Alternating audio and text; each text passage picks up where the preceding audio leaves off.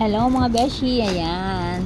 Bumili nga po kami ng aking microwave kasi alam mo, ang tagal ko na talaga yan na gusto ang microwave na yan na magkaroon ako. Kaya lang, syempre, walang nagpo-push sa akin na bumili.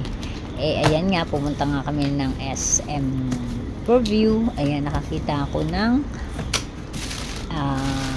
pagkakataon na tumingin ng microwave, kaya ayan, nabudol po ako, bumili na din ako ng microwave ko kasi minsan yung bang nakakatamad na mag-init ng ulam pagkagaling sa ref, yung mga leftover syempre lalagay mo sa ref, ang hirap initin, kaya sabi ko ayan, buti na yung pagka may microwave, ang dali na niyang initin, di ba? O yan, very useful nga yung microwave namin kasi ayan yung mga tinapay, pwede mo siyang initin, pandesal, nakahapon pa, pagka i-microwave mo, lalambot na agad. Pag bumili ka tinapay minsan, kinabukasan, matigas na. Pag pinicrowave mo, ayan, lalambot na siya. Ayan, wala.